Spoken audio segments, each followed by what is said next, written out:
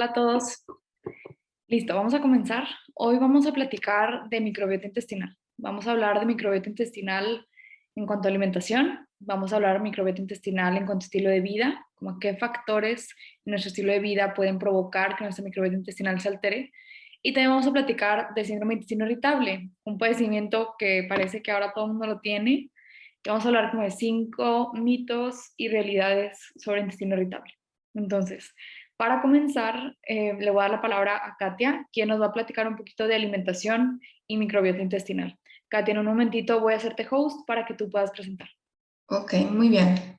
Bueno, muchas gracias, Natalia, y buenas tardes a todos. Estoy muy feliz aquí de estar con ustedes, hablando de un tema muy importante sobre la importancia de la alimentación en la microbiota intestinal, con este tema de nutriendo a mi microbiota. Voy a empezar a compartir. Ok. ¿Sí se ve bien la presentación? Ok, perfecto. Sí. Muy bien. Bueno, pues vamos a comenzar. Este es un poquito del contenido del cual vamos a estar hablando en esta presentación. Primero voy a empezar con la cuestión de qué es la microbiota, el desarrollo de una microbiota saludable, un poquito sobre prebióticos y probióticos, y luego como tal el tema nutriendo a mi microbiota, y por último los beneficios de una microbiota saludable. Muy bien. Entonces, bueno, para empezar, vamos a hablar en todas estas pláticas, vamos a hablar de la microbiota, pero pues realmente, ¿qué es la microbiota? Entonces, el término microbiota viene, por ejemplo, micro significa pequeño y biota hace referencia a organismos vivos. Entonces, antes las personas decían flora o flora intestinal, pero actualmente el término correcto es microbiota. Entonces, y bueno, realmente, ¿qué es esta microbiota o antes conocida flora? Pues es la composición de diferentes organismos que viven en un huésped, en este caso nosotros, y por organismo me refiero a bacterias, levaduras, hongos, virus, incluso parásitos. Todos estos bichitos viven en todo nuestro cuerpo, en algunas partes son más abundantes que otros y ahorita lo vamos a platicar un poquito más. Entonces, aquí unos datos, por ejemplo, muy interesantes es, ¿sabían ustedes que en nuestro cuerpo viven hasta 100 trillones de microbios? O sea, contando toda mi microbiota, son 100 trillones de células. Son un montón de bichitos que viven en nuestro cuerpo. Nuestra microbiota es tan abundante que puede llegar a representar desde 200 gramos hasta incluso 2 kilos de nuestro cuerpo. Incluso hay fuentes, hay muchos científicos que están determinando si la microbiota puede ser un nuevo órgano o un órgano adicional que antes no teníamos como que esta percepción de que pudiera haber, o que se pudiera considerar un órgano estos bichitos. El 95% de las bacterias viven en nuestro intestino. Aquí es donde ejercen mayores beneficios para la salud en general, por ejemplo, fortalecer el sistema inmunológico. La microbiota puede ser muy distinta entre individuos. Se cree que nadie tiene la misma microbiota y se considera que esto puede ser como una huella digital o una huella que nos identifica porque, como comento, probablemente la microbiota mía es muy diferente a la de mi vecino o a la de una persona que vive en China. Puede variar mucho, incluso puede variar en el mismo día. Muy bien. Y luego, bueno, ¿cómo desarrollo esta microbiota y cómo lo hago de manera saludable? Aquí les doy unos cuantos factores que son importantes en la cuestión de la abundancia y la diversidad de mi microbiota. Por ejemplo, podemos tomar como punto de partida la gestación, donde la dieta de mamá, el peso de mamá, qué tanta ganancia de peso tuvo, si tuvo enfermedades durante la gestación, todo esto puede influir en cómo voy a programar la microbiota del bebecito. Y luego ya después, por ejemplo, en la modalidad de parto, ahí también es un factor importante, ya sea que sea cesárea o si fue parto natural. Obviamente sí hay diferencia. Si nace por parto natural, pues está ya en contacto el bebecito cuando nace con la microbiota de la vagina, incluso del ano. Y si nace el bebecito como en cesárea, pues solamente va a estar en contacto con la microbiota de la piel, que pues son vías muy distintas, microbiotas muy distintas, como ahorita lo voy a comentar más adelante. Y bueno, también pues la edad gestacional o la edad donde nació, cuando nació, perdón, el bebecito. Y ya como tal en la infancia también siguiendo al bebecito que acaba de nacer, pues ya en la infancia algunos factores importantes también es, por ejemplo, si tuvo acceso a lactancia materna exclusiva o si fue lactancia mixta o de plano fue, por ejemplo, fórmula láctea durante todos sus meses de lactancia. Esto también influye. Ya sabemos muy bien que la leche materna, además de muchos nutrientes y muchos factores inmunológicos, también tiene una amplia diversidad de microbiota, que esto pues es como que la semillita que va a sembrar ahí, parte de cómo se va a desarrollar toda la microbiota del bebecito a partir de este contacto con la leche materna. También, por ejemplo, importa cómo fue la alimentación complementaria o la lactación, también muy importante la genética, la edad también es muy importante, conforme pasan los años va modulando también la composición de la microbiota. Y por ejemplo también antibióticos, es muy frecuente que por ejemplo los niños chiquitos empiecen con infecciones y la primera opción para el médico obviamente es el antibiótico. Sabemos que un antibiótico es un compuesto que barre con toda la microbiota del cuerpo, ya sean bacterias buenas o bacterias no tan buenas. Entonces, ese también es un factor importante y yo creo que es súper importante en la actualidad porque no solo en niños, también en adultos, ya cualquier infección o cualquier sintomatología parecida a una infección, ya el primer paso es antibiótico y pues esto puede ser incluso un poquito pues, dañino. Incluso, por ejemplo, también si consumimos tantos antibióticos, las bacterias pues ya se hacen resistentes en nuestro cuerpo y es un montón de cosas que yo siempre digo, los antibióticos hay que darlos con mucho cuidado. Y luego ya, por ejemplo, si pasamos a la niñez y luego a la adolescencia, pues también importa mucho el estado nutricio de ahora el niño o niña que ya creció, si tiene obesidad o si está en un peso adecuado, cómo es su alimentación. Aquí ya empieza un poquito la cuestión de hormonas, qué tanta higiene tiene, si es los niños que para todos los papás o las mamás le dicen ponte gel, o por otro lado, ¿no? Un niño que también juega con la tierra, con el barro, bueno, ya también son diferentes vías donde una apoya la microbiota y la otra pues no tanto. Y luego ya en la adultez, bueno, igual el estado de nutricio, si tiene obesidad o si tiene un peso adecuado. La alimentación sigue importante es la alimentación durante toda su vida. También, por ejemplo, la exposición a contaminantes o ya, por ejemplo, si está en un proceso de embarazo, lactancia, qué tipo de medicamentos está consumiendo, si tiene mucha carga de estrés, ansiedad, entre otras cosas, todo esto va a impactar en la microbiota. Entonces, ahorita les comentaba, sí, el 95% de todos estos bichitos están en intestino, pero pues también cada parte de nuestro cuerpo puede llegar a tener diferente composición. No todos los órganos de nuestro cuerpo, pero por ejemplo, en la piel podemos tener una composición muy diferente a, por ejemplo, en la vagina o en el tracto gastrointestinal, estómago, intestinos.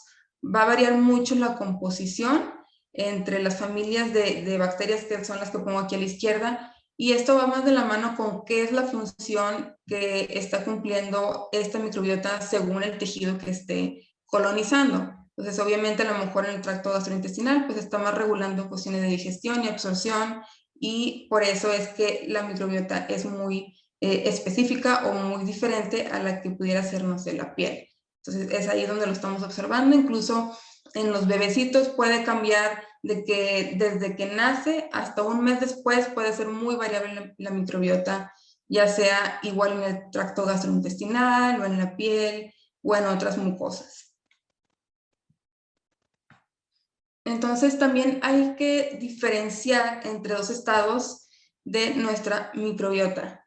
El primero, hago referencia a un balance o un equilibrio, lo que se conoce como eubiosis, y el segundo es el desbalance, el desequilibrio, lo que se conoce como disbiosis.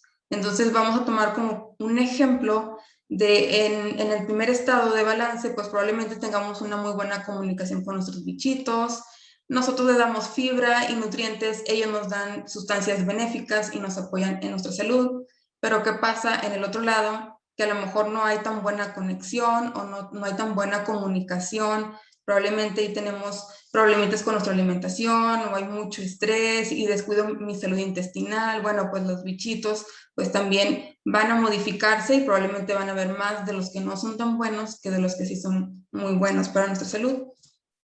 Entonces, por ejemplo, bichitos que a lo mejor son muy presentes en un estado de balance pueden ser los lactobacilos, bifidobacteria, lactococcus. Yo creo que los hemos escuchado, por ejemplo, en el yogur, hay la palabra lactobacilos. Bueno, pues todos estos son bichitos buenos, pero ¿qué pasa en el otro lado? ¿Cuáles podemos encontrar? Por ejemplo, Helicobacter pylori, que causa un gran porcentaje de gastritis en ciertas personas, o Candida albicans o Escherichia coli, por ejemplo.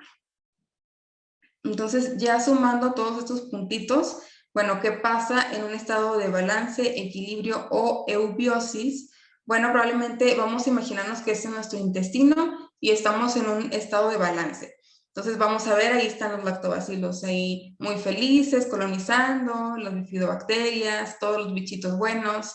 Vamos a tener un correcto o un fortalecimiento de nuestro sistema inmunológico. Ahí vemos los escuditos que nos están protegiendo. Vamos a tener una buena digestión, una correcta absorción de los nutrientes de nuestra alimentación. En cambio, mis bichitos felices van a producir vitaminas, van a producir algunas hormonas positivas para mi salud, a lo mejor algunos neurotransmisores que son sustancias químicas que son muy importantes para el cerebro, ácidos grasos de cadena corta, o sea, todas estas cositas que son muy importantes para nuestra salud. Incluso podemos llegar a sentirnos más felices, con mayor saciedad, tener un peso saludable, todo repercute en diferentes partes importantes de mi salud. ¿Y qué pasa, por ejemplo, si nuestro intestino estuviera en un estado de desbalance o disbiosis intestinal? Bueno, probablemente yo pues no tenga una buena digestión o no tenga una buena absorción. A lo mejor ahí mi sistema inmunológico pues no está en un nivel tan óptimo. Ahí lo vemos ya los escuditos fracturados.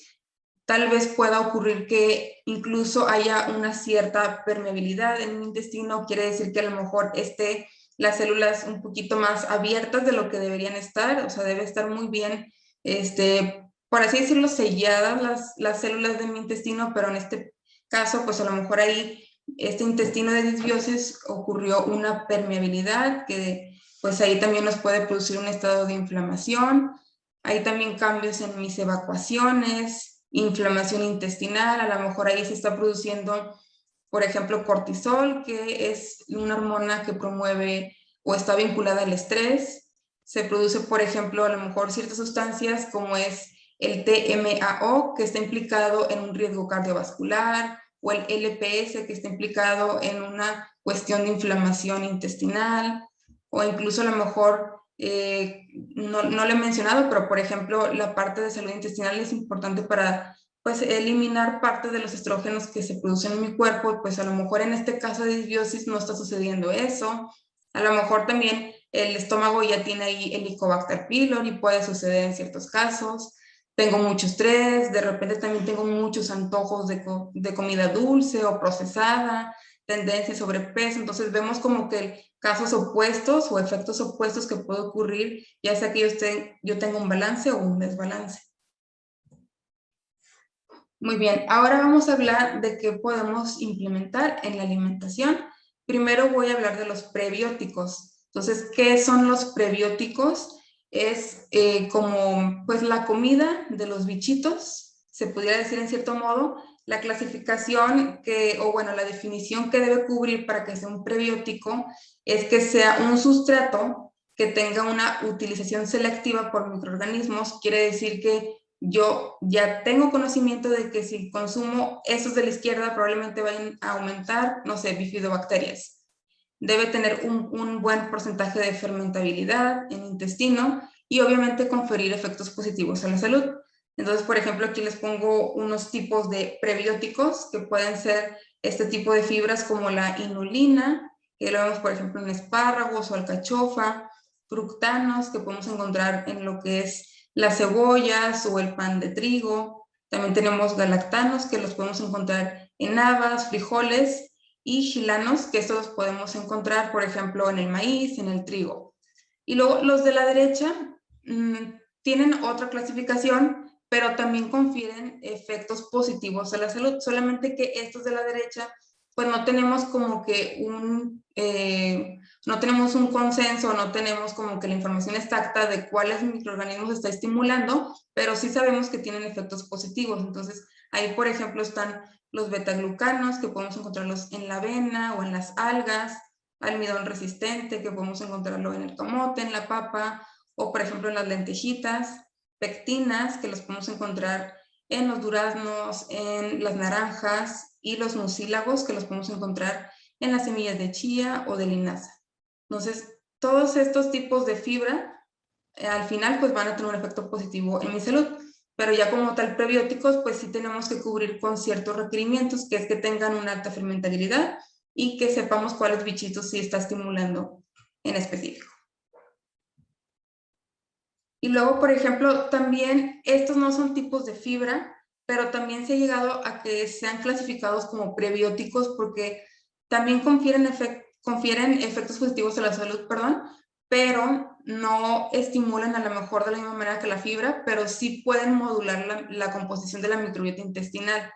Entonces, también los pudiéramos como clasificar a lo mejor como alimentos benéficos para la microbiota, y serían los ácidos grasos poliinsaturados, los podemos encontrar en el salmón, igual en las semillas de chía o de linaza, aguacate. También pueden ser los polifenoles, por ejemplo el resveratrol o los carotenoides de todos los alimentos que sean naranjas como la zanahoria. También, por ejemplo, vegetales de hoja verde o incluso el té verde, todos estos tienen polifenoles, que son sustancias bioactivas benéficas para la salud.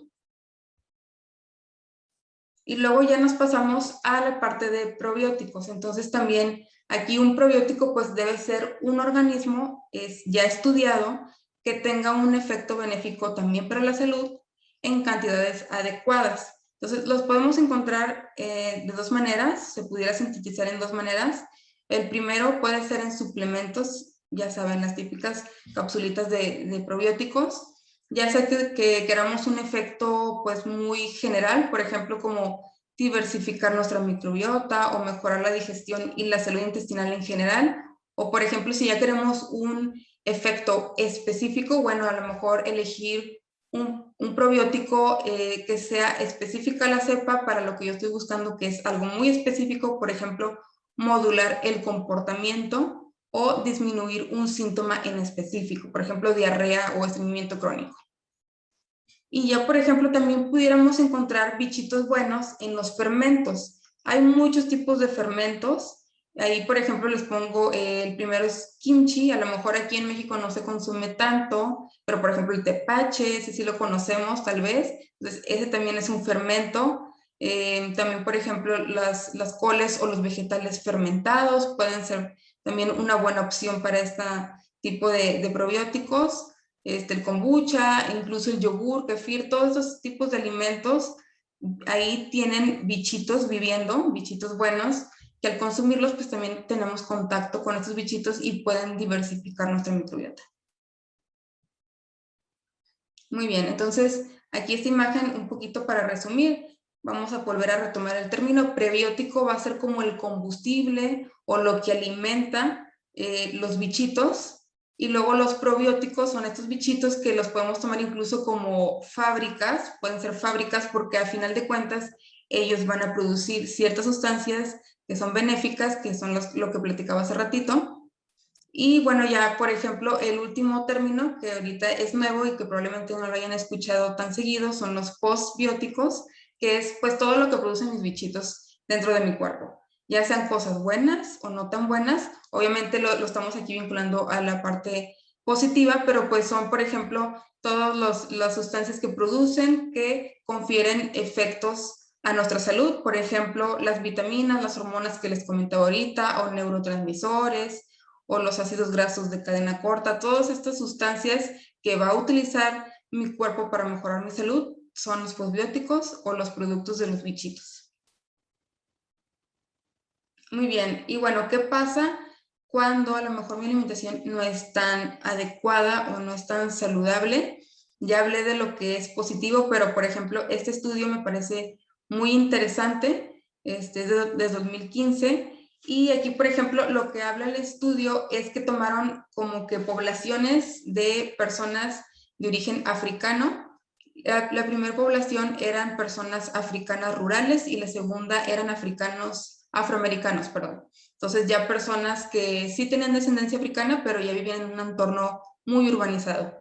Entonces, normalmente la alimentación en la cuestión rural, pues sí tiene mucha cantidad de fibra, y por otro lado, en la parte urbana, pues no tenemos el consumo tan frecuente de fibra. Yo creo que no todos llegamos a nuestro requerimiento diario. Entonces, lo que hicieron en este estudio es que por 2 semanas intercambiaron dietas. A las que eran de origen rural les dieron una dieta baja en fibra, alta en grasas, y a los que eran de la sección urbana les dieron una dieta alta en fibra, baja en grasas. ¿Y qué es lo que encontraron? Por ejemplo, en las primeras personas que eran del ámbito rural, encontraron que luego de hacer solamente 2 semanas de cambio, notaron ya incluso marcadores de riesgo para cáncer en su intestino, encontraron también marcadores de inflamación en su intestino y una alteración en su microbiota. ¿Y qué pasó en el otro lado con los americanos? Con 2 semanas también tuvieron para que no detectaran ningún marcador de cáncer y también observaron cambios positivos en su microbiota. Entonces, no debe pasar tanto tiempo, incluso ya podemos ir observando cambios. Como les decía, 2 semanas y ya podemos observar cambios, incluso en el mismo día podemos observar cambios en nuestra microbiota porque es muy dinámica.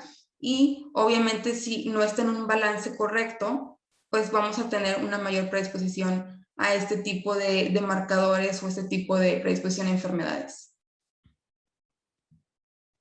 Muy bien, y ahora ya tomando un poquito de todo lo que hemos visto en esta plática, pues les pongo aquí un ejemplo de cómo se vería un plato ya con elementos importantes de prebióticos y probióticos. Entonces vamos a tomar este ejemplo. Digamos que pedimos esto a la hora de comer y el platillo del día, pues nosotros lo vemos y decimos ¿qué es? Pues pescado, ensalada, tiene ahí un poquito de cúrcuma el pescado, pero pues a fin de cuentas es un filete de pescado. Veo ahí también un poquito de salsa, sí me sirvieron tortillas, fruta, lentejitas, pero ¿qué más podemos ver atrás de lo que hay en solamente decir alimentos? Bueno, a lo mejor para tu microbiota el platillo pudiera ser así, no sé, a lo mejor el humano está comiendo a lo mejor en el pescadito pues el omega 3, o a lo mejor ahí estamos consumiendo fructanos, galactanos, almidón resistente en las tortillas, o a lo mejor en el platillo del huésped o del humano que somos nosotros, ahí también había un poquito de col fermentada. Ah, bueno, también ahí tengo bichitos que le pueden servir a mi cuerpo, o por ejemplo las fresas tienen polifenoles que pueden modificar mi microbiota de manera positiva. Entonces, no solamente son alimentos, sino es que tiene el alimento que puede alimentar o que es el combustible para una microbiota saludable, una microbiota feliz. Muy bien, y ya para terminar, vamos a hablar del tema de beneficios, que ya les hablé un poquito en las diapositivas pasadas, pero igual vamos a retomar. Por ejemplo, una microbiota saludable puede modificar muchas cosas positivas en mi salud. Puede ser que a lo mejor disminuya mi porcentaje de grasa o adiposidad, mejora la sensibilidad a la insulina, tanto en hígado como en músculo, fortalece mi sistema inmunológico, mejora la integridad de mi intestino, de la barrera o la pared de mi intestino, a lo mejor me predispone a un peso saludable, también puede estar impactando de manera positiva en mi metabolismo, mejor digestión, mejor absorción, prevención de enfermedades, mejor ánimo, a lo mejor incluso me protege toda la cuestión cardiovascular, puede regular la cuestión hormonal, incluso puede mejorar mi densidad ósea, reducir alergias, producir más saciedad a nivel de cerebro. También incluso una microbiota saludable puede defenderse de los bichitos que no son tan buenos, entonces hay también una actividad antibacteriana, produce vitaminas y por último balancea el pH a nivel de intestino. Entonces estos serían como que los beneficios que son muy importantes para nuestra salud, que son muy amplios, entonces por eso es muy importante cuidar la salud de mi microbiota. Muy bien, pues muchas gracias. Con esto concluye mi presentación espero que les haya gustado mucho.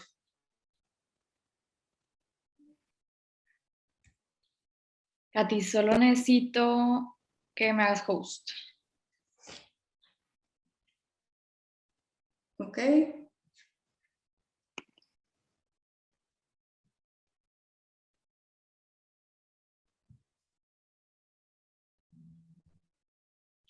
Perfecto. Usted, Listo. tú Ahí me está, dices no si puedo ya, poner si ya mute. te puso. ¿Ya se puso? Ok, perfecto. Entonces, pues bueno, ya cedo la palabra a Natalia Díaz. Ella es nutrióloga también de NutriADN y pues ella tiene mucho conocimiento de la salud intestinal. Les va a hablar del tema más allá de la alimentación, cómo mi estilo de vida modula mi microbiota intestinal. Muchas gracias. Muchas gracias por tu plática, me encantó. Creo que tuve información muy, muy valiosa, de verdad, y aparte se conjunta con la mía. Entonces, justo voy a empezar a hablar un poquito de lo que tú platicaste al principio de la lactancia, porque vamos a platicar ahora de factores, perdón, fuera de la alimentación que también influyen sobre la microbiota intestinal. Entonces, como son muchísimos, voy a destacar los que me parecieron más importantes. Den un segundo. Denme un momento, aquí voy a poner solamente la pantalla completa. Listo. Ok. Perfecto. Aquí todos ven en pantalla, ¿verdad?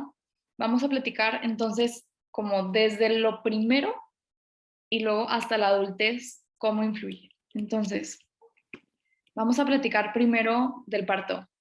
Y justamente se ha empezado a hablar un poco de que en el embarazo también, o sea, de que en la placenta puede haber un poco de microbiota intestinal. Sin embargo, es un tema que es todavía un poco controversial. Algunos autores dicen que sí, otros autores dicen que no, entonces por ende no lo incluí, así que voy a hablar desde el parto, cómo influye la microbiota intestinal hasta la adultez, cómo influyen los factores de vida, ¿no? Entonces, primero vamos a hablar del parto. ¿Y por qué importa el parto? Por el canal vaginal.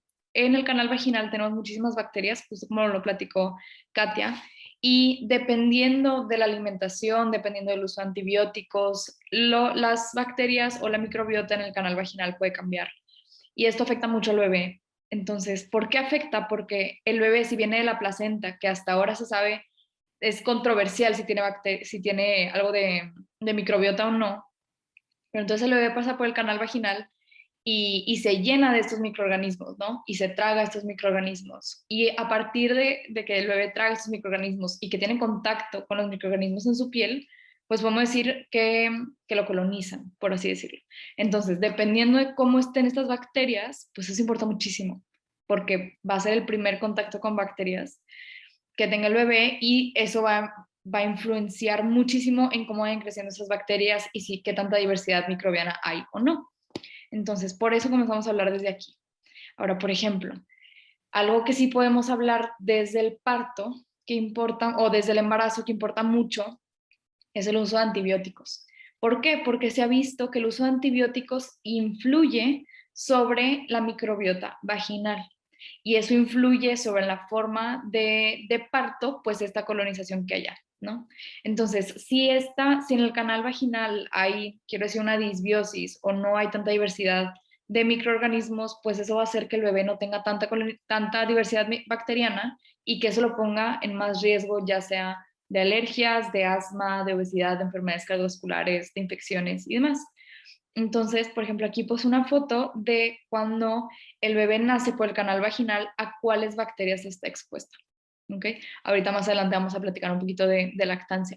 Pero bueno, este es un factor muy importante, porque aparte, algo que también voy a mencionar acá, si no estoy mal, son las siguientes fotos, pero algo que también voy a mencionar más adelante es que, por ejemplo, si el bebé nace por cesárea, pues el primer contacto que va a tener, esperemos que así sea, es con piel, ¿no? Con mamá.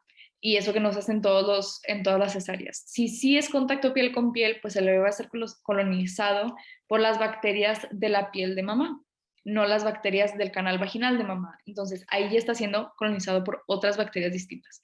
Pero bueno, entonces, esto básicamente fue lo que les expliqué ahorita, de que al ser, o sea, cuando mamá usa antibiótico y luego nace por parto vaginal, pues eso hace que si hay una disbiosis o menor diversidad, pues eso puede afectar un poco al bebé. Entonces, vamos a hablar un poquito también de diabetes gestacional, por ejemplo. Algo que se ha visto con las mujeres que tienen diabetes gestacional es que tienen mayor cantidad de firmicutes. Entonces, firmicutes y bacteroidetes son dos como familias grandes de bacterias. Se habla, no lo quiero como generalizar para nada, pero se habla un poco de que las firmicutes tienden a tener una actividad un poco más inflamatoria, más que los bacteroidetes que tienden a provocar más efectos antiinflamatorios o protectores en el cuerpo. Entonces, las mujeres que tienen diabetes gestacional o preeclampsia tienen más firmicutes, o sea, más bacterias malas, es como yo les digo a mis pacientes, aunque no lo estoy generalizando, ¿verdad? Eso hace que luego si el bebé nace por parto vaginal de una mujer que tiene diabetes gestacional, pues eso lo predispone, debido a estas bacterias, a mayor riesgo de resistencia a la insulina, de obesidad, de enfermedades cardiovasculares, de asma, de alergias, entre otras cosas. Entonces vean cómo es tan importante que mamá se cuide en su embarazo, que cuide su salud en su embarazo. Muy bien. Entonces, ahora vamos a hablar un poquito de factores que modulan la microbiota intestinal durante la infancia. Denme un segundito por acá. Ok, me está llegando el chat. Muy bien, entonces, todo esto puede afectar la microbiota de bebé durante su infancia. Entonces, como hablamos de la microbiota de mamá durante el embarazo, la microbiota de la piel de mamá por este contacto piel con piel que tiene el bebé justo cuando nace y después en la lactancia pues también hay contacto piel con piel. Importa mucho la forma de lactancia, justo como le estaba platicando Katia. Importa mucho si hay diabetes gestacional, si no hay diabetes gestacional. De hecho, también vamos a hablar un poco más adelante de cigarro o de tabaco y cómo eso influencia la microbiota, porque sí tiene que ver. Y justo como lo mencionó Kate, importa, por ejemplo, la edad gestacional, el tipo de parto y demás. Entonces, todo esto puede influenciar la microbiota de bebé. Pero luego también hay cosas ya durante la infancia que lo influencian, como por ejemplo, está chistoso, pero si hay hermanos, eso influencia, si hay mascotas, influencia, porque tienen mayor exposición a más diversidad de bacterias. Entonces, si un hermano fue al kinder y allá se expuso a más bacterias y las manos y demás, pues eso hace que bebé también tenga mayor exposición, ¿no? Igual con las mascotas, ahorita les voy a enseñar un estudio al respecto. Entonces, aquí algo que quiero tocar, esta es la parte de la teoría de higiene que también se ha propuesto.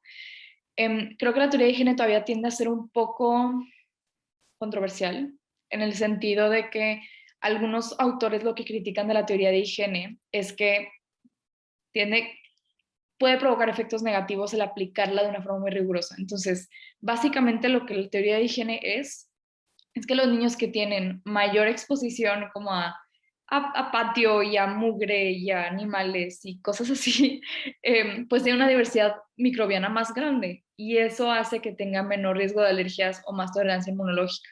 Y luego al contrario, si el niño durante su infancia pues limpió demasiado sus manos y no tuvo mucho contacto con muchas bacterias, pues eso hace que su diversidad sea menor. Ahora, la razón por la cual esta teoría todavía tiende a ser un poco controversial es que cómo se define primero que alguien tiene diversidad microbiana o no, cómo esta exposición realmente puede afectar a nivel intestinal a bebé o si es nada más en cuanto a piel.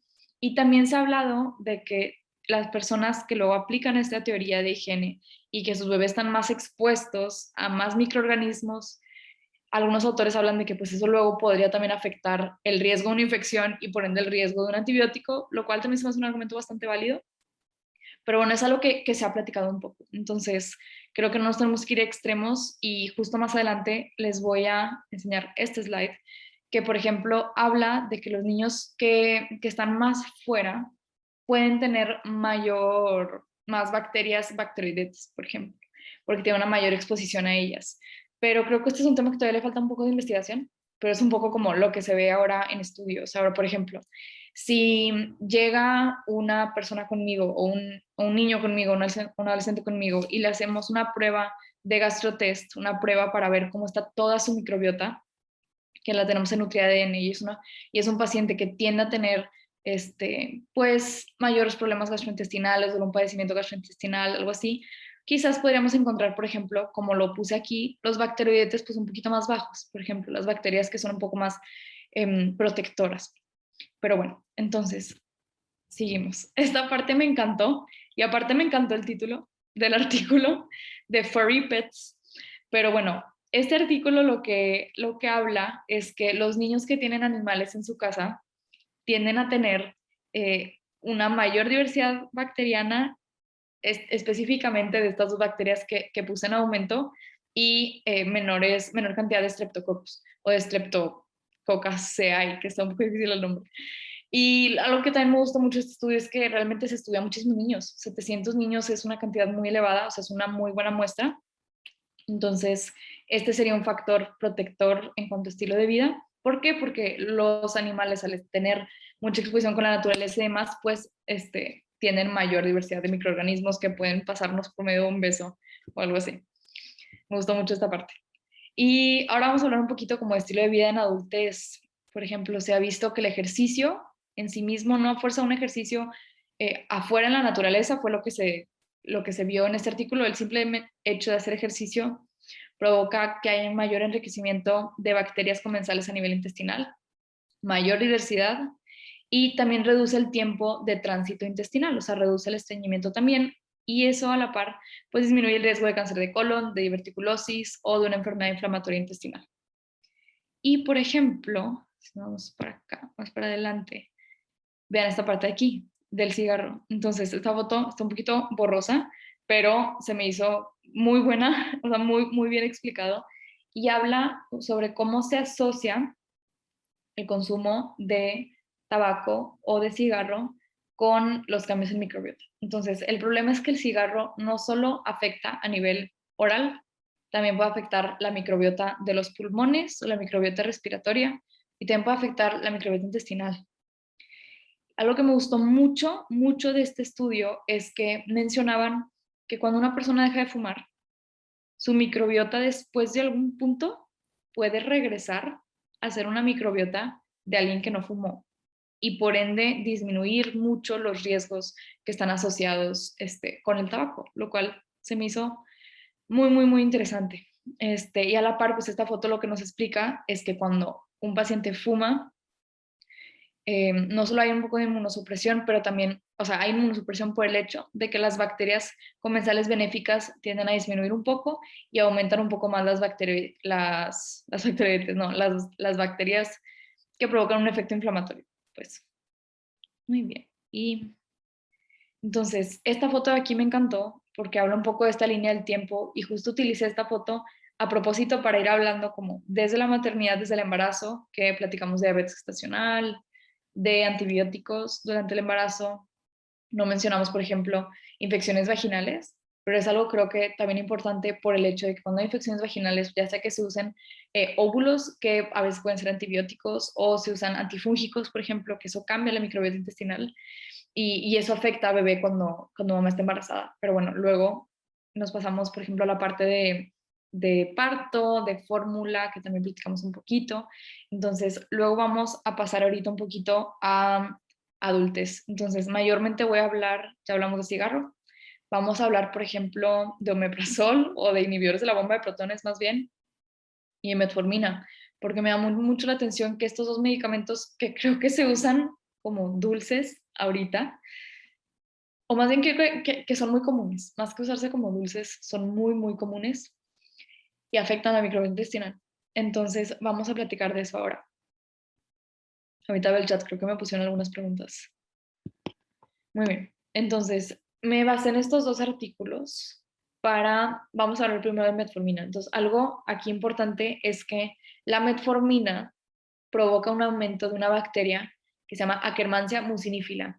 Y si nos vamos, por ejemplo, al estudio acá de gastrotest que hacemos en NutriADN para medir la microbiota, podemos ver que aquí podemos ver una paciente ahí está, una paciente que la tiene elevada. Si nos vamos acá a la parte de abajo, en la parte derecha de la pantalla, podemos ver que aquí está un poquito elevada. Esta bacteria lo que hace es que degrada moco. Sabemos que en la barrera intestinal una parte es de enterocitos, que son de células, y luego tiene dos capas de moco. Entonces, esta bacteria pues puede provocar daños en este moco y a la par provocar pues permeabilidad intestinal, lo cual puede provocar otros temas. No quiero ser muy extremista, por supuesto, pero me llamó mucha atención que aumentara este riesgo de enfermedades autoinmunes o de degradación de moco. Y también la metformina hace que se eleve una bacteria que se llama Escherichia spp, que está ligada cuando está elevada, que creo que también la puse por acá, aquí sale también, creo que sí ven mi mouse, y, bueno, aquí está bajita, por ejemplo, pero cuando está elevada, habla de una actividad inflamatoria intestinal. Entonces, es algo como importante tomar en cuenta. Y luego ni empezamos a hablar de niveles de la bomba de protones. O sea, si hay nutriólogas aquí que se dediquen a gastroenterología, aparte de Pau, no me dejarán mentir que un paciente te dice, llevo 10 años tomando inhibidores de la bomba de protones y yo pienso sobre crecimiento bacteriano. Así, entonces, ¿qué pasa? Cuando utilizamos inhibidores de la bomba de protones, eso hace que ciertas bacterias, como las que mencioné aquí, tiendan a empezar a crecer de más. Esto puede provocar un sobrecrecimiento bacteriano y eso también provoca, o el uso de estos medicamentos provoca también que haya mayor riesgo de infección por Clostridium difficile. Entonces, es algo importante. Y justo en estas bacterias que estamos viendo por acá, también en la prueba de gastrotest las podemos medir. Aquí, por ejemplo, esta es una paciente que tiene un sobrecrecimiento bacteriano muy claro. Bueno, en esta solamente tiene 10 bacterias, pero he tenido pacientes incluso que tienen todo en rojo con sobrecrecimiento bacteriano. Y, por ejemplo, justo quise poner la foto de H. pylori con otra paciente que toma inhibidores de la bomba de protones, tiene sobrecrecimiento bacteriano y el Helicobacter pylori ahí está muy elevado. Entonces, bueno, esta es una forma por medio de gastrotest de medir cómo está nuestra microbiota intestinal. Entonces, estos dos son medicamentos que pueden afectar a la microbiota intestinal. Ahora, por último, quise poner como este slide de recomendaciones como para empezar a reducir un poco ese riesgo. Entonces, desde si eres mamá o estás embarazada, dar lactancia materna, tener varios hijos y que sean, digo, o sea, son recomendaciones X, es a lo que me refiero. Bueno, el tener varios hijos hace que entre ellos tengan una mejor diversidad bacteriana, el tener mascotas hace que tengan una mayor diversidad bacteriana, el tener una dieta obviamente muy variada, eso hace que haya una mayor diversidad bacteriana, el solo utilizar antibióticos cuando se deben de utilizar antibióticos, el estar expuesta a la naturaleza, hacer ejercicio, no fumar, no tomar alcohol y buscar utilizar los medicamentos solo cuando son necesarios. Y obviamente, más que no utilizar los medicamentos, pues la clave está en la prevención.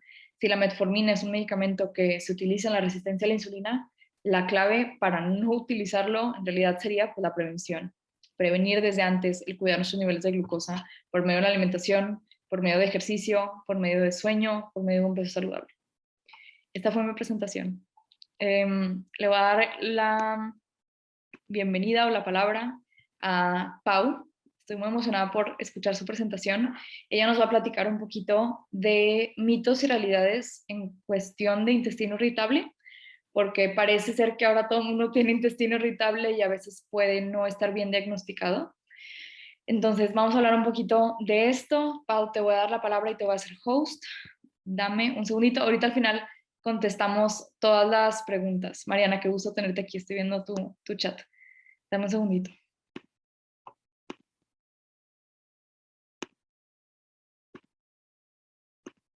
Listo, Pau. Listo, ¿me escucho bien? Perfecto. No, pues oigan, pues muchas gracias por la invitación. La verdad, desde que yo estaba viendo los NutriTalks, yo decía, hoy se me antoja mucho estar platicando porque, digo, aquí que hay nutriólogos, también espero haya pacientes. Yo le he recomendado estas pláticas a mis pacientes y me ha apoyado un chorro. Digo, como ven, o sea, ya vamos casi una hora y todavía falta una plática y yo creo que todas nos estamos conteniendo por no irnos bien lejos. Entonces, a veces no podemos abarcar toda esta información en consulta o hasta la desconocemos y no sabemos cómo decírselo al paciente, ¿no? Entonces, pues ojalá, como bien dice Natalia, hoy en día ahora resulta que medio mundo tiene colon irritable, a veces sí lo tienen, a veces no.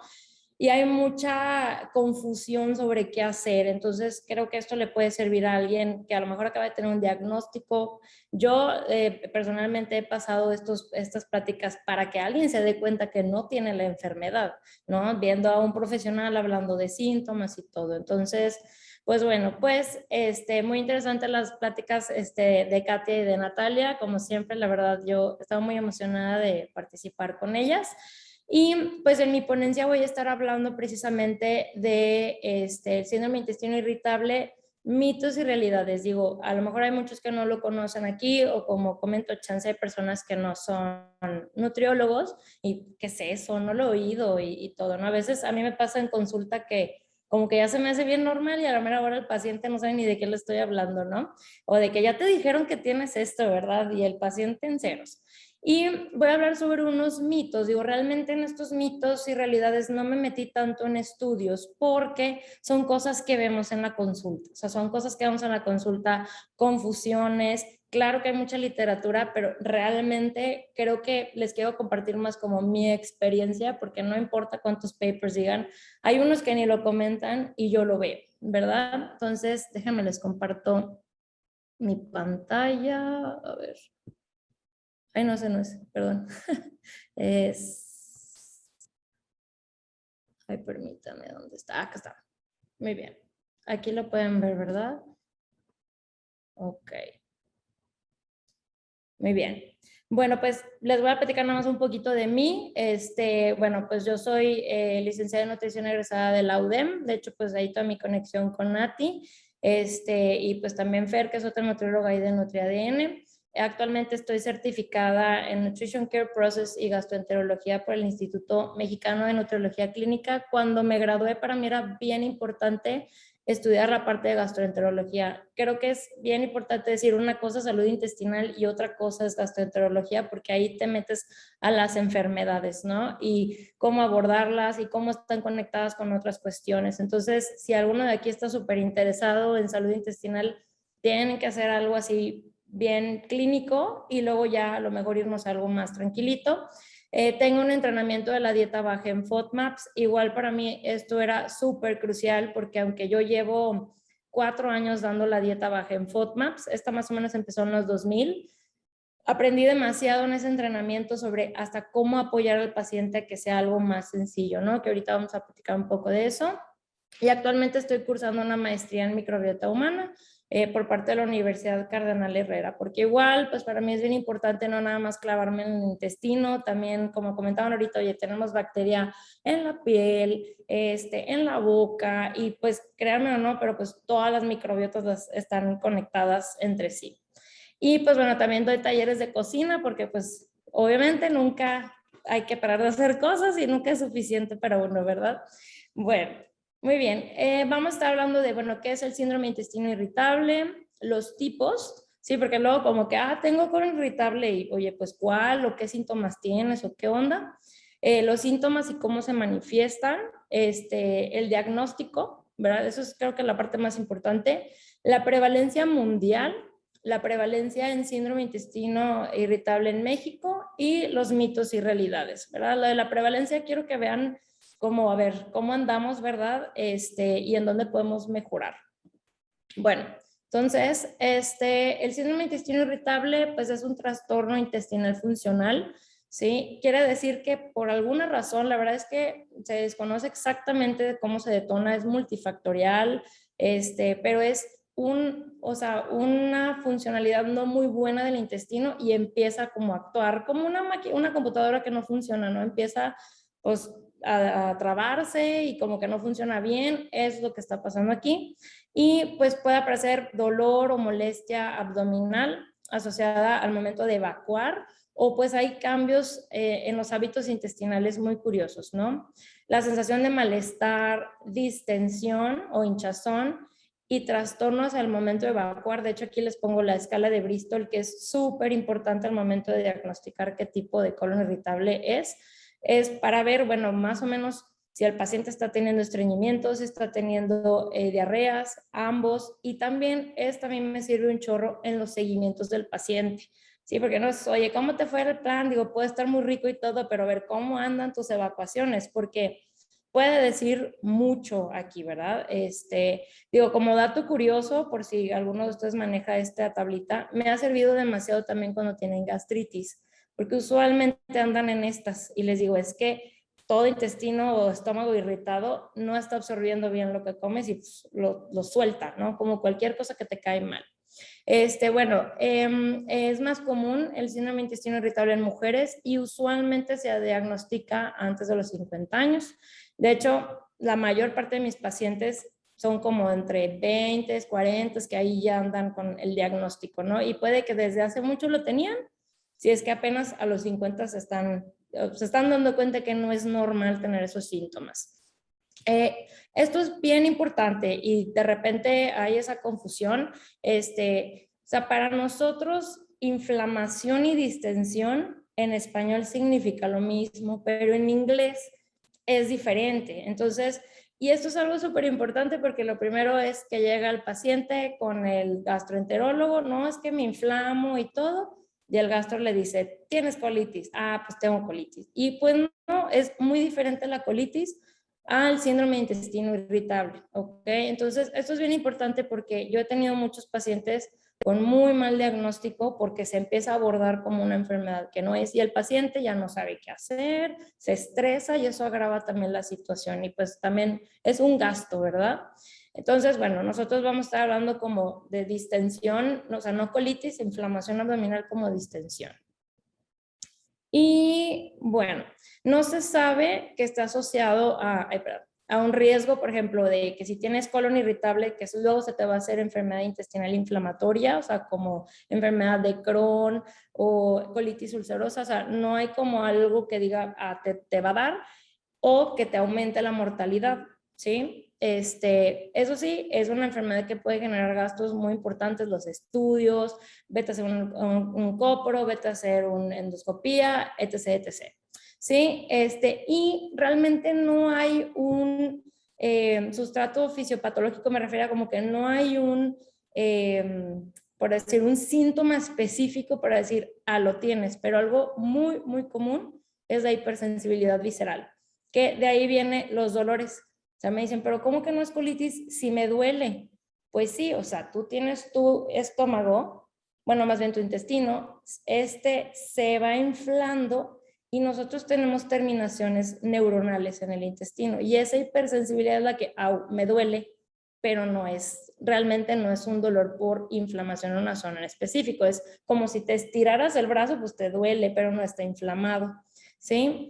Y bueno, eso sí, a raíz de un síndrome de intestino irritable pueden generarse otros problemas como gastritis gastroesofágica, que es el de Gerd, dispepsia, estreñimiento funcional, o bien pueden estar juntos, ¿verdad? Entonces, sí es bien importante con estos pacientes ver cómo va evolucionando. Yo siempre les digo, mira, es como una cebollita, así como en Shrek, ¿no?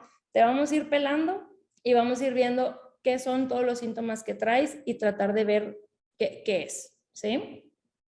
Y bueno, o sea, los tipos de síndrome de intestino irritable, bueno, aquí es de acuerdo a los criterios de Roma, ¿verdad? Esto yo lo saqué si ustedes se meten en la Organización Mundial de Gastroenterología, ellos tienen, pero unos documentos súper padres de todas las enfermedades por haber digestivas.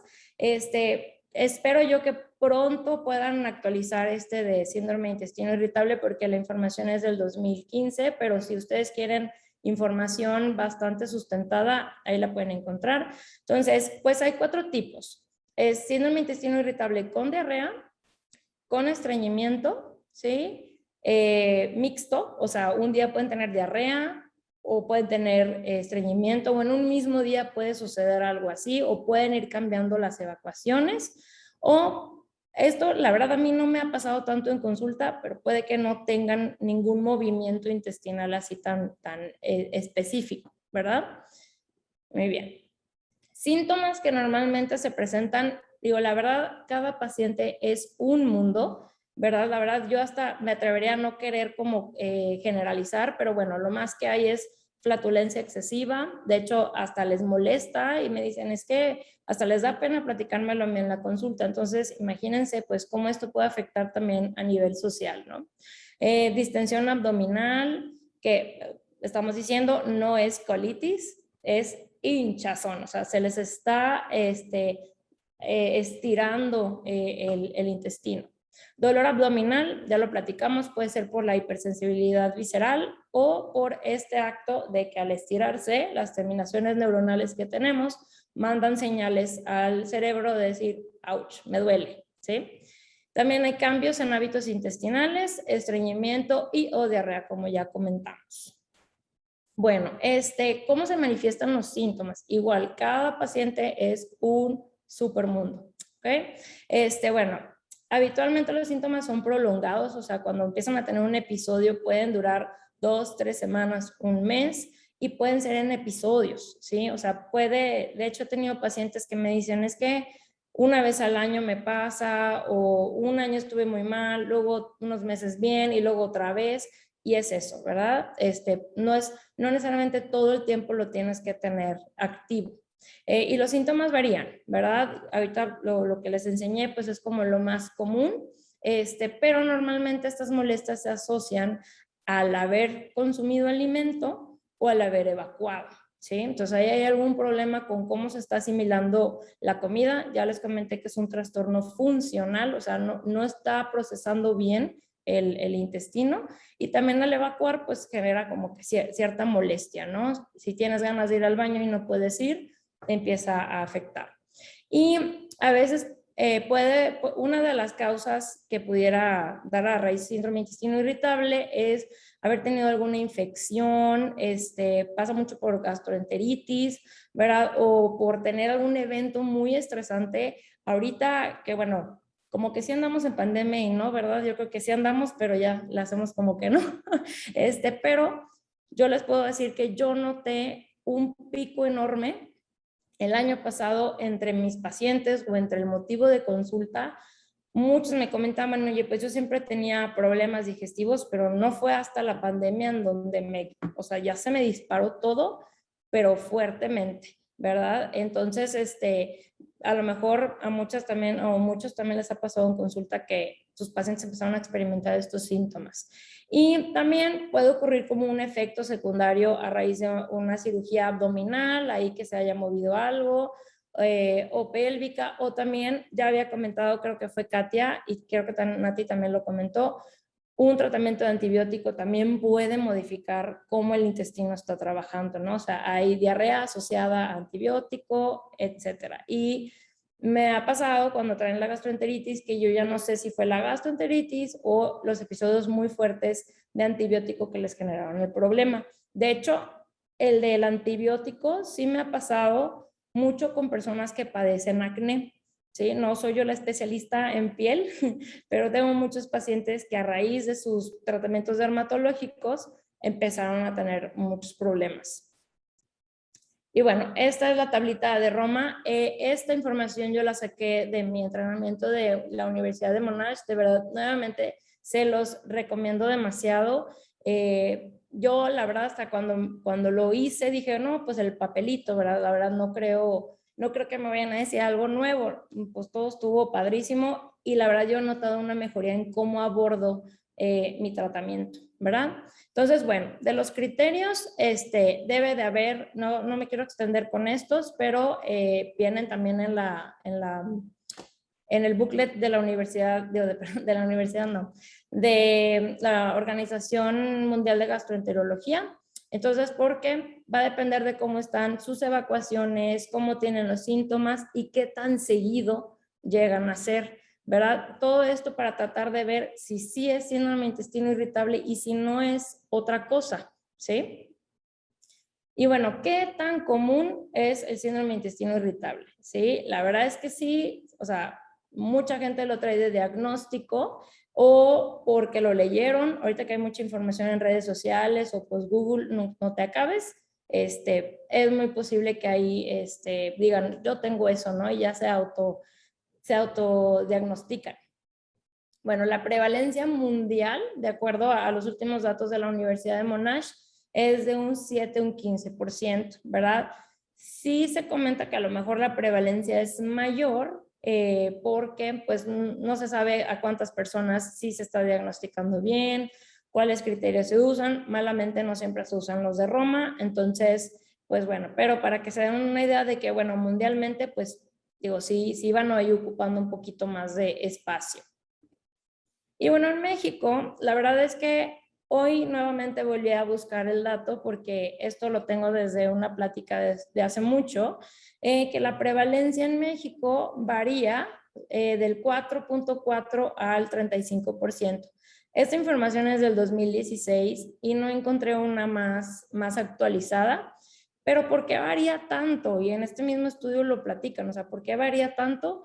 Porque no hay buen diagnóstico, no se respeta el ROMA o hay mucha confusión entre que si es colitis o si es síndrome de intestino irritable. Entonces, pasa mucho que el paciente al no ser diagnosticado, pues nunca se arregla, ¿verdad? Muy bien. Y bueno, nada más les quería dar como que otro punto de vista. Esta es la prevalencia de México según la Organización Mundial de Gastroenterología, pero este dato es un año antes del pasado, que dice que, bueno, más o menos el 35. Entonces, bueno, pues ahí andamos entre el 4.4 y el 35, ¿sí? Muy bien.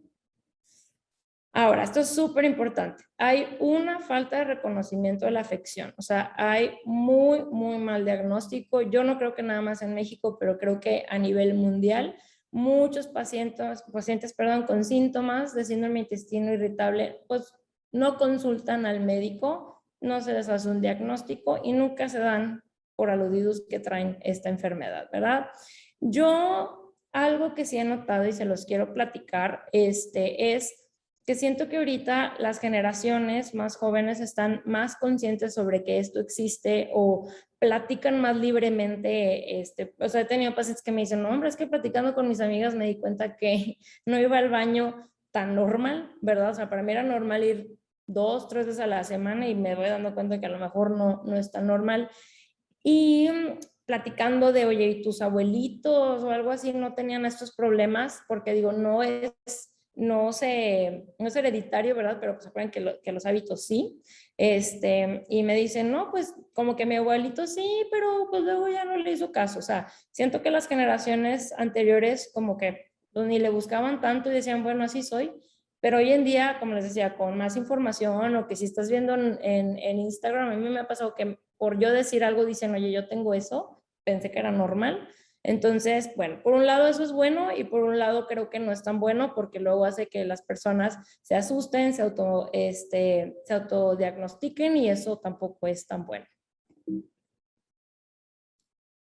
Bueno, ahora ya les quería platicar nada más como que, bueno, qué es, cómo son los síntomas, qué herramientas hay para saber cómo diagnosticar, que a lo mejor en algún momento alguno de ustedes, colegas o algún paciente dice, ¿cómo voy a saber yo si es síndrome de intestino irritable o no? Entonces, pues tienen las guías de de la Organización Mundial de Gastroenterología, perdón, es lo que decir en inglés y me trabo, o también tienen los datos de la Universidad de Monash, que como quiera, ellos tienen un blog y ahí constantemente comparten información si no les interesa hacer el entrenamiento. Eso sí, bueno, ahorita voy a irme a ese punto. Bueno, entonces, mito. ¿El síndrome de intestino irritable es similar o es lo mismo que enfermedad inflamatoria intestinal que abarca enfermedad de Crohn o colitis ulcerosa o colitis? ¿Sí? O sea, esto lo vimos un chorro de que síndrome de intestino irritable es lo mismo que todo eso. Pues no, o sea, ya lo platicamos, el síndrome de intestino irritable es una enfermedad funcional intestinal, pero es de suma importancia que desde un inicio, cuando nos llega el paciente, estemos tratando de buscar si lo tiene, no lo tiene, ¿sí? Porque de eso va a depender el éxito del tratamiento, ¿sí? De hecho, o sea, hay muchas condiciones de salud con síntomas muy similares al síndrome de intestino irritable, ¿sí? La enfermedad celíaca, o sea, sí tiene síntomas muy similares a la enfermedad inflamatoria intestinal, enfermedad diverticular, endometriosis, que Nati es la máster de hormonal y me imagino que ha visto muchas veces estas similitudes. Hay problemas endocrinos, hay malabsorción de sales biliares, etcétera, ¿verdad? Entonces, sí tenemos que ir haciendo, como les digo, ir pelando la cebolla y descartando. Y hay que estar buscando para las red flags, ¿no? A ver, ¿cómo sé yo que no es nada más un síndrome de intestino irritable y es algo más? ¿verdad? Por ejemplo, si van perdiendo peso, si hay sangrado, y, ay, permítanme porque me están pidiendo aquí. A ver.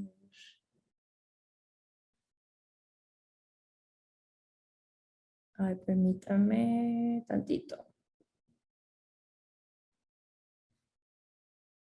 Ok, sí, Nati, no sé cómo ponerte. Perdón. Bueno, entonces, bueno, aquí es bien importante esto, o sea, ir checando estos, digo, pónganles screenshot, todo, revísenlo, porque nada de esto es un síntoma que indica síndrome de intestino irritable y en ese momento hay que referir al paciente. Fíjense, les platico que tuve una paciente que ella acababa de tener alguna cirugía, o sea, había tenido una cirugía, si mal no recuerdo, de hemorroides y pues había acudido conmigo porque me dijo, oye, pues quiero pues cuidarme, que no me vuelva a pasar, etcétera, ¿no? Durante el tratamiento le fue muy bien, pero el sangrado continuaba. Yo le decía, pues no sé, y su proctólogo decía, no, pues es que es la herida que no termina de curarse porque solamente tenía los sangrados al momento de evacuar. Entonces, ya, pues lo seguimos. De hecho, yo le llegué a proponer la dieta baja en FODMAPs, pues para que mejorara la consistencia de las heces. Hasta que ya luego fueron 2 consultas y le dije, ¿sabes qué? No es normal. O sea, no te deberías estar tardando tanto en cicatrizar. Entonces, la referí con un gastroenterólogo muy bueno aquí de Monterrey. Se llama Dr. Bosques, que está en el Centro de Enfermedades Hepáticas y Digestivas por el San José. Y llega y me dice, Pau, ¿qué crees? Tengo colitis ulcerosa. Ahí está. Entonces, es bien importante esto, ¿verdad? Y no quedarnos con, ay, pues a lo mejor es lo de la cirugía, pues a lo mejor no. Y sí, también hay que ver, bueno, ¿y por qué no está cicatrizando? Entonces, eso es como un ejemplo para que vean que sí pasa. Y a veces el paciente solamente tiene ese síntoma y no tiene nada más. Bueno, y hay que ver más allá, o sea, más allá de la escala de Bristol, más allá es, oye, ¿y qué síntomas estás teniendo? ¿Qué tan seguido es? Mis pacientes sabrán, yo les pregunto todo, ¿verdad? Porque ahí es cuando yo también puedo hacer un mejor seguimiento, no siempre es, oye, ¿y cómo estás haciendo el baño? ¿Y ya no te duele cuando vas al baño? Entonces, todo esto es lo que hay que checar. ¿Cuánto tiempo te dura el malestar? Yo siempre les digo, a ver, de los 7 días a la semana, ¿cuántos días te sientes mal? ¿Cómo te dura? ¿En qué momento del día? Y eso ayuda mucho también al tratamiento. Entonces, bueno, es ir pelando la cebolla. Muy bien. Mito, si tengo IBS, debo eliminar los lácteos y el gluten de mi dieta. Siempre andamos buscando ver qué nos quitamos y se nos olvida que también es importante la inclusión. Pero bueno, o también me dicen, por tener IBS, pues soy intolerante a la lactosa y al gluten, ¿verdad? Y son cosas totalmente diferentes. Lo que sí es una realidad es que es posible que al reducir la cantidad de lactosa y el fructano en mi dieta pueda mejorar mi sintomatología. La lactosa, bueno, ya conocemos, es un azúcar presente naturalmente en los lácteos, ¿sí? Y el fructano es como, sí, también una fibra, un carbohidrato presente en los productos a base de trigo. De hecho, últimamente se ha estado observando que a lo mejor la famosa sensibilidad al gluten no es tanto por el gluten, sino que posiblemente es un efecto, una respuesta del intestino ante el fructano, ¿no? Entonces también es, a ver, ¿qué otra cosa puede ser aparte del gluten y aparte de la lactosa que te esté causando problema? ¿Sí? Y bueno, pues ahorita les estuve platicando como de la dieta baja en FODMAPs, entonces, bueno, digo, no se las puedo explicar todo aquí porque me tomaría toda una plática, pero bueno, la famosa dieta baja en FODMAPs es una herramienta que últimamente se ha visto que pudiera ayudar a personas que padecen síndrome de intestino irritable. Estos son los FODMAPs, ¿no? Fructano, los fructosa, sorbitol, manitol, lactosa. Sí, todos estos, digo, los vemos muchas veces en las etiquetas de los alimentos, pero podemos encontrarlos en varios alimentos, ¿verdad? Muy bien.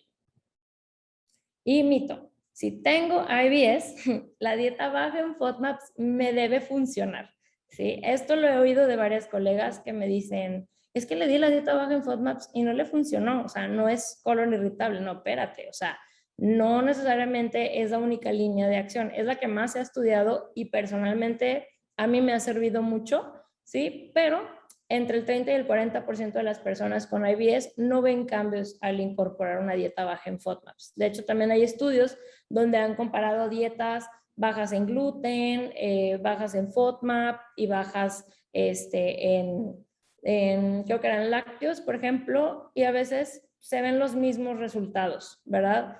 De hecho, había un estudio muy padre que salió creo que hace unos 2 años, en donde hasta le preguntaban a los participantes cuál era la dieta que más les gustaba y la FODMAP era, pues, o sea, tenía un 11% de satisfacción. Entonces, también hay que ser muy críticos cuando queremos quitarle alimentos al paciente, porque, a ver, hay que recordar, el paciente ya viene bien confundido, bien incómodo con sus síntomas y todavía vienes tú y le dices, te vas a quitar todo esto. O sea, a veces sí tenemos que hacerlo, pero también hay que estar ahí atento a cómo el paciente se está sintiendo, porque pues también emocionalmente puede afectarse toda la situación. El síndrome de intestino irritable es mental, ¿sí? ¿Cuántos pacientes no me han venido así? Es que me dice el doctor que es estrés y que pues es mental, que yo me tengo que relajar y no sé cómo hacerle, ¿sí?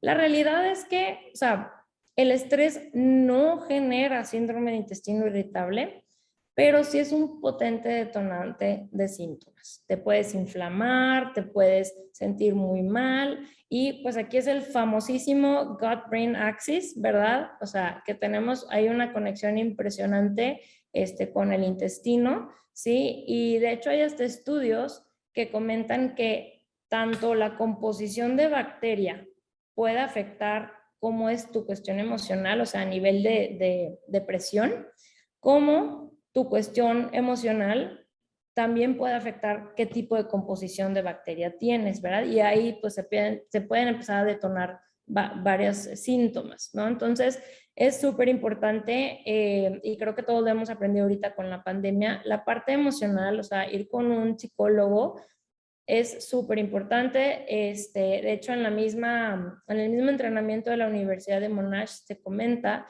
que hay como un tipo de terapia que es hipnosis, pero intestinal. Se oye muy padre, malamente, cuando lo estaba leyendo dije, esto va a estar bien difícil de encontrar.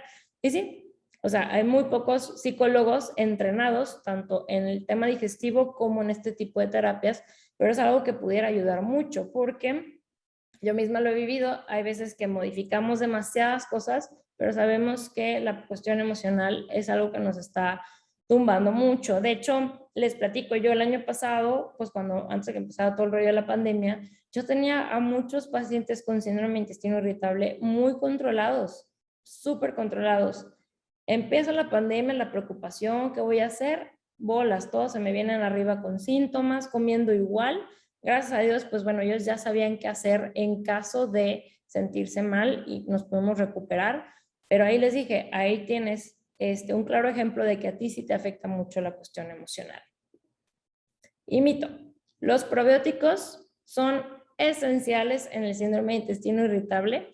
Yo sé que vamos al súper y los vemos, o bueno, ahorita los que se fueron a vacunar a Estados Unidos, pues te vas a Target, te vas a, no sé, a todas las tiendas y ves los probióticos y te emocionas y dices, wow, o sea, ¿cuál me llevo? El que tiene más billones, el que dice que es para esto, pero no necesariamente, o sea, la realidad es que en algunos casos pueden apoyar mucho y en otras situaciones pueden agravar demasiado la situación.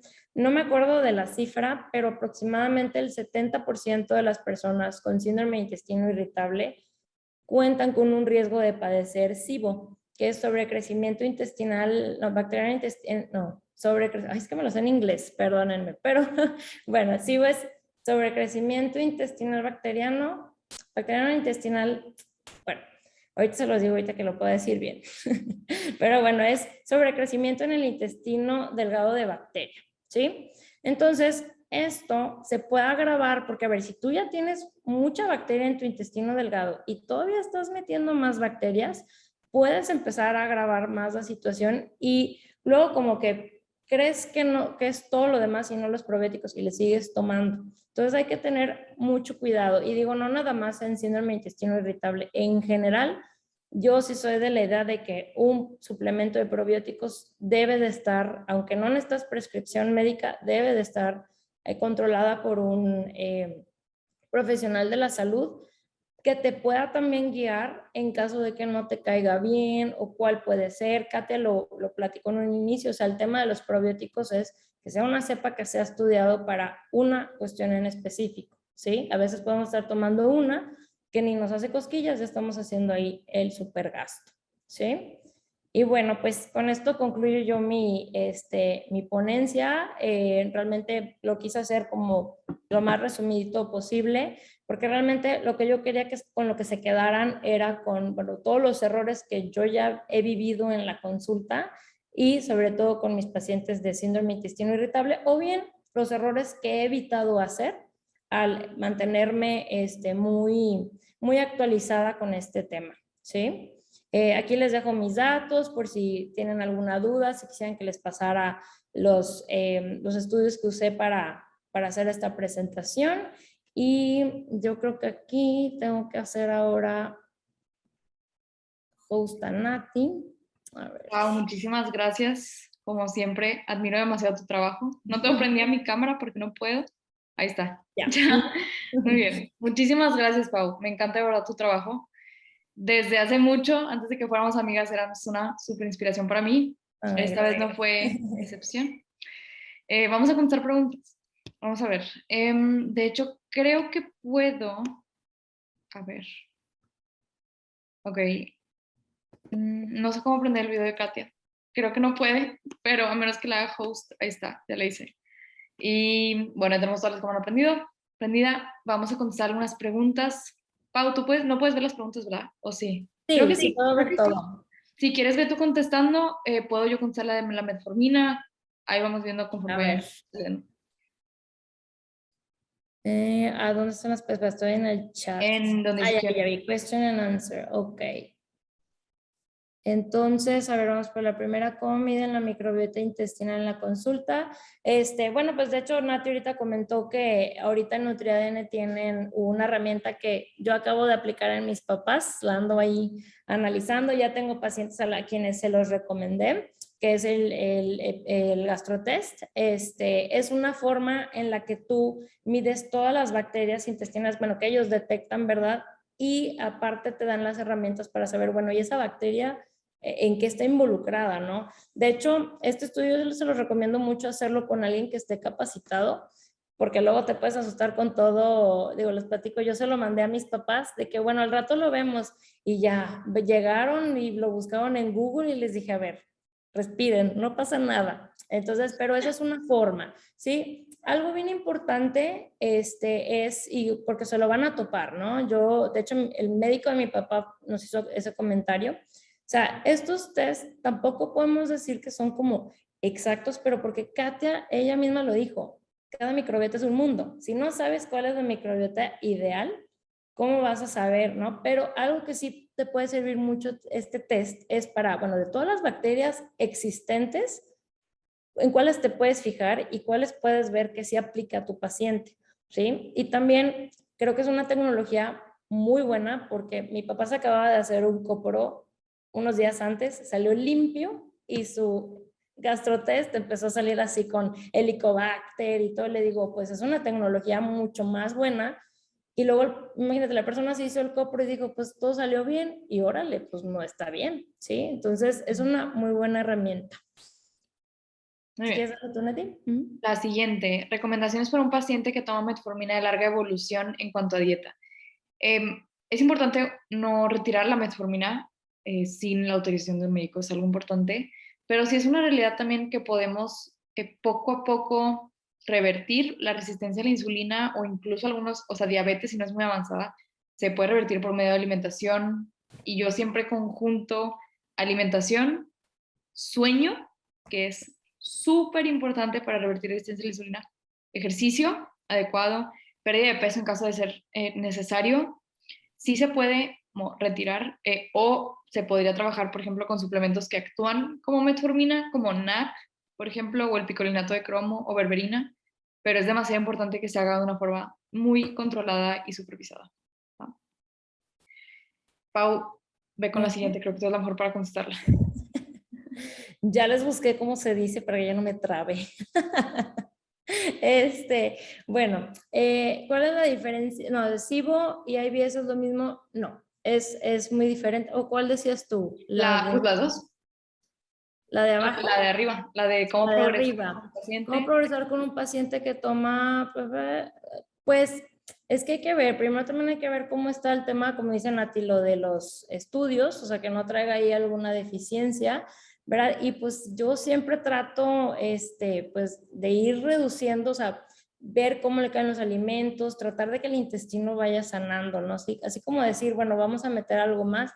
Algo que a mí me ha ayudado mucho es meter enzimas digestivas, y de hecho hay varias enzimas digestivas como las marcas Now Foods, que justamente hace poco me di cuenta, tienen ácido clorhídrico. Entonces, ahí ayudan un chorro porque hay personas que al momento de no tener esta cuestión batallan mucho para digerir, ¿sí? Entonces creo que esas enzimas son una muy buena opción y ayudan a que el paciente se sienta mejor. ¿Del SIBO y el IBS es lo mismo? No, no es lo mismo, pero pueden presentarse al mismo tiempo. Como les comentaba, más o menos entre el 70%, sí, como un 70% de las personas con IBS pueden padecer este sobrecrecimiento bacteriano intestinal, ¿sí? Entonces, es bien importante, por ejemplo, ahí la parte del gastrotest juega un rol muy importante, como comentaban a ti, ahí se puede ver que trae un sobrecrecimiento, o sea, luego dices, ¿cómo sé? Pues con esos estudios, ahí es cuando lo puedes verificar. Muy bien. ¿Okay? ¿La sigo contestando yo? Si quieres, Bueno, ¿cuál es la diferencia entre colitis? Katy, también puedes contestar tú. Sí, para que estemos las tres. Ajá.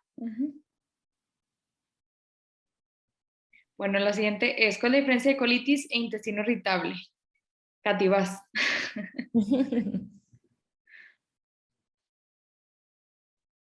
Ay, perdón. Ahí está. Bueno, la verdad yo no soy tan experta en el síndrome de intestino irritable, digo, lo puede contestar Paulina, pero ya como tal el síndrome de intestino irritable ya debe de cubrir los criterios diagnósticos que ahorita comentaba en la plática. Entonces, no porque tengas distensión o inflamación, quiere decir que en automático vayas a tener una enfermedad como tal, que es este tipo de enfermedades que se deben de diagnosticar por parte de un médico. Entonces yo creo que es más como que las personas, bueno, a mi parecer creo que las personas dicen colitis cuando tienen inflamación, y ya por ejemplo el síndrome de intestino irritable pues ya tienen que ser todos los criterios que ahorita se estaban mencionando en la plática, y es como que pues a lo mejor ahí se pudiera diferenciar en cuanto a los síntomas y la severidad, la duración, etc. Me gustó mucho la siguiente pregunta. A ver, Pau, ¿qué opinas tú en cuanto a esta? ¿FODMAP se recomienda probióticos o hasta terminarla? Justo por esa parte de los prebióticos, que muchos prebióticos son FODMAPs o tienen FODMAPs. Pues mira, algo bien importante, yo la verdad, así como les comenté en uno de los mitos, o sea, la verdad es que no siempre probióticos es la respuesta, hay que ser bien críticos porque podemos ayudar mucho al paciente o lo podemos agravar. O sea, a mí me ha pasado que con un suplemento que le fue súper bien para ir al baño a un paciente, me estriñó a otro. ¿Sí? Entonces hay que ser muy críticos, no generalizar. Pero algo interesante es que sí o sea, en la dieta baja en FODMAPs hay que recordar que sí está habiendo una restricción de ciertas fibras. ¿Y de qué se alimentan las bacterias? Katia lo comentó, pues de fibra, ¿no? De los prebióticos. Entonces, sí se ha visto que en la dieta baja en FODMAPs puede haber una disminución en ciertas cepas, ¿sí? O sea, buenas, pues categorizadas como buenas, y eso podría a la larga afectar al paciente. De hecho, por eso siempre dicen que la dieta baja en FODMAPs no debe de ser a largo plazo, porque puede, pues si te ayuda en unas cosas, pero te puede agravar en otras. Y se ha propuesto que el incluir alimentos fermentados o probióticos podría corregir eso, pero igual dicen es que hay que ser muy críticos en qué casos sí y en qué casos no. Entonces, depende. Como toda nutrición, depende. Muy bien. En Si el esta paciente, detalle. Si el paciente está en antibiótico por síndrome de intestino irritable, tal vez como rifaximirina, supongo, debes esperar a que acabe tratamiento para empezar FODMAPs. Yo no consideraría que interviera. Ajá. No, al contrario, te puede ayudar a ver Sí. cambios más rápidamente. Sí. Por ejemplo, esta de la glutamina puede ayudar a colon irritable.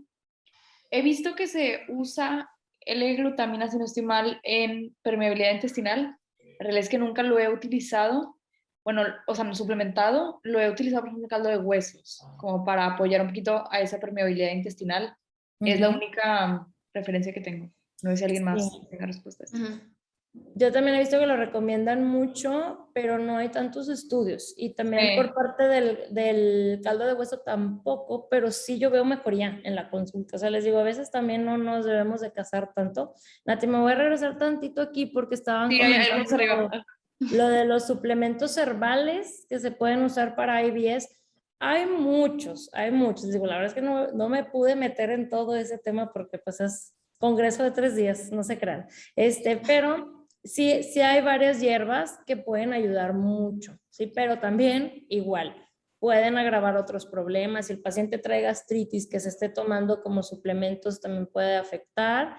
Y alguien justamente preguntaba, entonces, lo ideal es tomar probióticos si son necesarios, no solo tomarlos por tomarlos. Exactamente. Y tampoco hay que recomendarlos por recomendarlos. Sí hay que ser muy cuidadosos en ese aspecto. Ok. Y bueno, Hay una... ¿Me escucho? ¿Tú me oyes bien a ti? Sí, ahí está, ya. Okay. Hay una pregunta que creo que es importante mencionar. Dice, ¿pacientes con endometriosis pueden tener parte de síntomas de intestino irritable? Sí, porque el tejido endometrial se puede ir al intestino y eso puede provocar dolor. Entonces, cuando se estimula el tejido endometrial por los estrógenos, puede haber dolor y luego piensan que es intestino irritable, pero en realidad es endometriosis y luego ya no sabes cuál es. Pero sí se ha visto que la dieta baja en FODMAPs también puede apoyar a pacientes con endometriosis. Está ahí como ese tema. Pero sí, bueno, quería contestar esa pregunta. Vuelvo en un segundo porque tengo que conectar mi computadora, pero síganle, está buena la plática. De hecho, yo he tenido varios pacientes con endometriosis que les he dicho, o sea, y eso, uno cuando conoce bien la dieta baja en FODMAPs, ve lo que es a favor, lo que es en contra, te puede ayudar en muchas otras cuestiones. Por ejemplo, yo en lo personal sí la he usado, más allá de síndrome de intestino irritable, la he usado con pacientes que padecen endometriosis, que padecen enfermedad de Crohn, o sea, que está muy activa.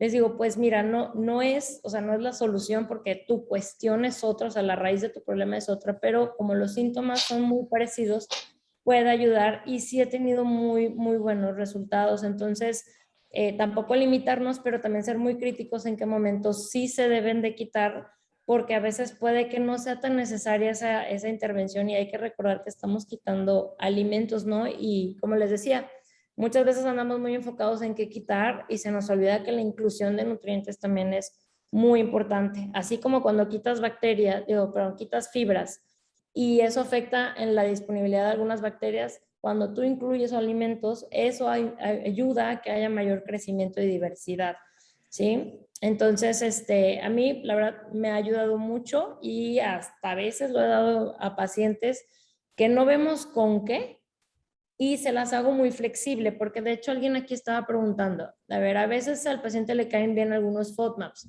¿se pueden dejar esos en la fase de eliminación?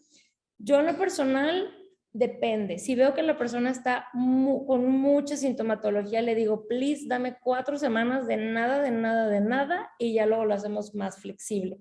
Pero si veo que es una persona que no trae tanta sintomatología, que hasta yo podría creer que tal cual no es el síndrome de intestino irritable o que la persona tiene un antecedente de trastorno de alimentación, sí me iría yo un poquito más tranquila porque es una dieta que también puede ahí detonar como mucho estrés o como sentirse en restricción. Y algo que yo les digo a mis pacientes es, no es una dieta, es un tratamiento. Así como cuando el doctor te dice, no tomes alcohol cuando tomes antibiótico y todos somos súper obedientes, así, o sea, es una prescripción, ¿sí? Y que no es para siempre, no es para siempre.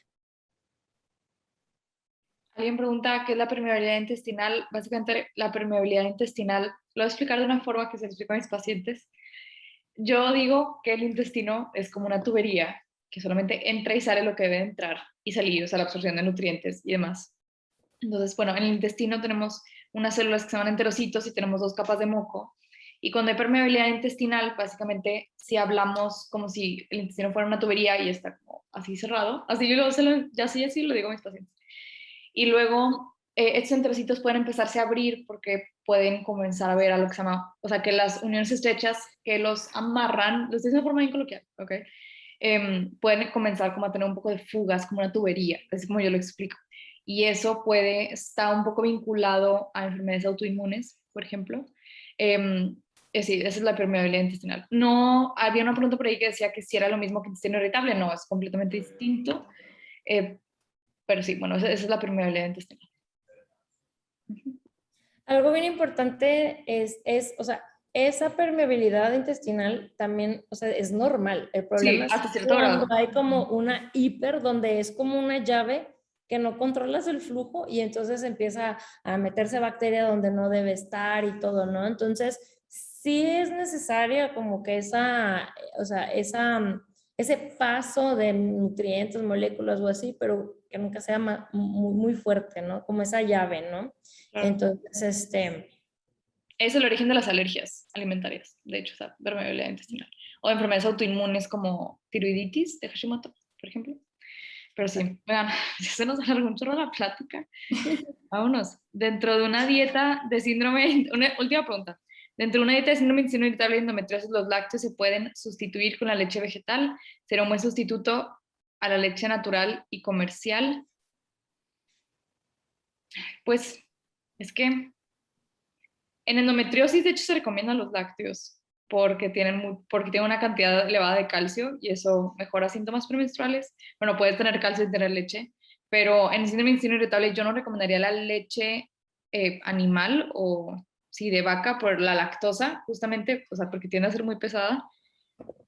¿Cuál sería un buen sustituto de leche vegetal? Pues bueno, me iría más por una leche de almendras, porque la leche de coco hasta en cierta cantidad, creo que sería media taza, o la leche de soya, pueden tener FODMAPs. Entonces, si va a hacer sustitución, pues me iría por leche de almendras. también, no sé tú qué opinas, Nati, pero cuando yo les tengo que quitar los lácteos, hay veces que yo soy la insistente en pruébalos, o sea, no te reduzcas. Pero a veces les doy la opción de que en vez de queso coman tofu o en vez de yogurt, que se hagan un yogurt. Yo la verdad les doy una receta porque no he llegado con una marca vegana que me guste y nos ayuda mucho, o sea, la verdad nos ayuda mucho, pero no, de repente tenemos ese tema de la soya y que si es buena, no es buena, no sé tú qué tengas ahí de esa opinión, como de cómo afectaría el tofu en una dieta para endometriosis. Es que justamente creo que es un tema muy controversial porque se ha visto, hay una plática de endometriosis, de hecho en YouTube, donde digo, como específicamente hablo de la soya y endometriosis. No recuerdo ahorita el flavonoide o el específico, la flavona, perdón, específica, pero se ha hablado de que ciertas flavonas en la soya son protectoras para endometriosis.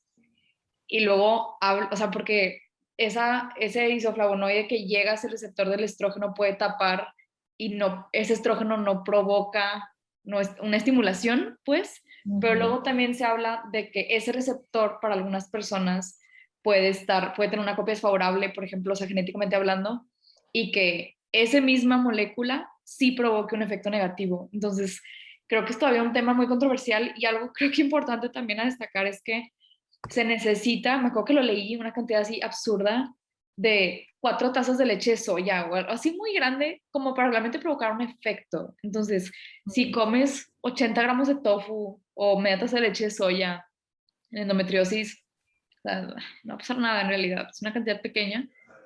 Sí, yo soy más de eso, es como mi respuesta. De hecho, solo quiero hacer un paréntesis, o sea, esa parte de que nosotros como nutriólogos seamos bien críticos, porque es bien fácil decirle al paciente, quítate esto. Pero creo que nosotras como nutriólogos lo vemos más cuando tú tienes que hacer un menú con esas restricciones, dices, ¿qué Sí, onda, luego no? terminas Entonces, pan con ajá, huevo y... entonces también decir, oye, a ver, ve el menú y ve cómo a ti te afectaría hacerte tanta restricción y a lo mejor ver, oye, bueno, podemos ser un poquito más flexibles, ¿no? Entonces, si en todo momento, ahorita como Sí. con la pregunta de FODMAP, en todo momento estar considerando qué tanto emocional le podría, o sea, a lo mejor le va a afectar más al paciente toda la reducción y ni se va a dar cuenta que se siente mejor, que porque va a estar muy estresado. Entonces, sí, o sea, la parte psicológica es importantísima, yo creo que en todo momento, con problema intestinal, sin problema intestinal. Creo que cabe demasiado mencionar esta parte un poco extremista de nutriólogos. O sea, por ejemplo, el pensar como, no, es que si le pongo una taza de leche de soya, güey, no va a pasar nada. O sea, no, como que tratar de ser un poco más realistas. Creo que eso es algo que a veces nos falta a los nutriólogos. Y luego por eso hay tantas modas y miedos y en realidad no pasa nada. Exacto, exactamente. Muy bien. Bueno, pues terminamos por hoy. Muchas gracias a todos los que se conectaron. Me gustó mucho esta plática, me gustó mucho las preguntas. Qué bueno que he habido tantas preguntas, están muy interesados. Si tienen preguntas para mí o por ejemplo para Katy, nuestro correo es ya sea Katia o Natalia@nutriadn.com y Pau puso su correo que es nutritionforgothealth@gmail.com. Cualquier duda, pues en realidad nos pueden escribir. ¿Va? Muchas gracias a todos por estar aquí. Gracias Katy, gracias Pau. Gracias a todos por conectar. Estamos platicando. Bye. Nos vemos.